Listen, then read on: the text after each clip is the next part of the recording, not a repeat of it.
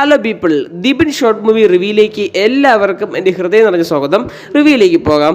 2024 April 26 Gill canon സംവിധാനം ചെയ്ത് theatre വഴി പുറത്തിറങ്ങിയ ഒരു കോമഡി ഫാൻറ്റസി ചിത്രമാണ് Ghostbusters the Frozen Empire എന്നുള്ള ചിത്രം. ഈ ചിത്രം ഇപ്പോൾ ആമസോൺ പ്രൈം വീഡിയോ വഴി ലഭ്യമായി തുടങ്ങിയിട്ടുണ്ട്. റെൻറ്റഡ് ഫോർമാറ്റിൽ എന്നേ ഉള്ളൂ. സിനിമ ഇപ്പോഴും തിയേറ്ററിൽ ഇരിക്കുന്നേ ഉള്ളൂ. 2024 നാലാമത്തെ ബിഗ്ഗസ്റ്റ് കളക്ഷൻ കൂടിയാണ് ഈ സിനിമ. ഏകദേശം 198.8 മില്യൺ അടിച്ച് ഒരു സൂപ്പർ ഹിറ്റിലോട്ടാണ് സിനിമ നീങ്ങിക്കൊണ്ടിരിക്കുന്നത്. ഇപ്പോഴും സിനിമ തിയേറ്ററിൽ നിന്ന് ഓടിക്കൊണ്ടിരിക്കുകയാണ്. സിനിമ എങ്ങനെ ഉണ്ടായിരുന്നു എന്നോട് ചോദിച്ചു കഴിഞ്ഞാൽ ഗംഭീര സിനിമ തന്നെ പറയേണ്ടിയിരിക്കുന്നു. പ്രത്യേകിച്ച് ഇതിൻ്റെ വിഷ്വൽ എഫക്ട്സ് ഒക്കെ എടുത്ത് നോക്കി കഴിഞ്ഞാൽ ഗംഭീരം. കാരണം ഇതുവരെ വന്ന ഗോസ്റ്റ് ബസ്റ്റേഴ്സിൽ നല്ലൊരു ഐക്കോണിക് സീനൊക്കെ ഇതിൽ കാഴ്ചവെക്കുന്ന ഒരു പ്രകടനമാണ് വില്ലൻ്റെ ഭാഗത്തു നിന്ന് ഉണ്ടായിട്ടുള്ളത്.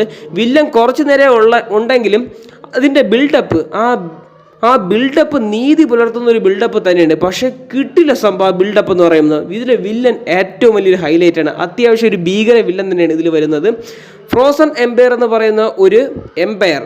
ആ എംപയറിന് കുറേ വർഷങ്ങൾക്ക് മുമ്പ് 1904 കുറേ പേര് ചേർന്ന് ആവാഹിച്ച് ഒരു ഓർബിലോട്ട് അടയ്ക്കുകയാണ്. അങ്ങനെ ഈ ഓർബ് എന്ന് പറയുന്നത് ആരൊക്കെ ഒരു തെറ്റ് കാരണത്താൽ ഇതങ്ങ് തുറക്കപ്പെടുകയാണ്. ആ ഓർബ് എല്ലാ ഗോസ്റ്റിനെയും ഭരിക്കുന്ന ഒരു എംപയറാണ് ഇതിനകത്ത് കിടക്കുന്നത്. അങ്ങനെ ഈ ഗോസ്റ്റ് ബസ്റ്റേഴ്സും പഴയ ഗോസ്റ്റ് ബസ്റ്റേഴ്സും ചേർന്ന് ന്യൂയോർക്ക് സിറ്റിയെ രക്ഷിക്കുന്ന കഥയൊക്കെയാണ് പറഞ്ഞു പോകുന്നത്. ഈ ഓർബിലുള്ള ആൾ ഒരു ചില്ലറക്കാരനൊന്നുമല്ല, വളരെയധികം ശക്തിശാലിയായ ഒരു എംപയർ തന്നെയെന്ന് പറയേണ്ടിയിരിക്കുന്നു. വളരെയധികം കഷ്ടപ്പെട്ടാണ് അവർ ഈ ഓർബിനെ തിരിച്ചടയ്ക്കുന്നത്. അപ്പോൾ അങ്ങനത്തെ ഒരു കഥയൊക്കെയാണ് ഈ സിനിമയുടെ മെയിനായിട്ട് പറയുന്നത്. വിഷ്വൽ എഫക്ട്സ് ചെയ്തിട്ടുള്ള ആരെന്ന് എനിക്കറിയത്തില്ല, പക്ഷേ വിഷ്വൽ എഫക്ട്സ് ഗംഭീരമായിട്ട് വന്നിട്ടുണ്ട് ഈ സിനിമയിൽ.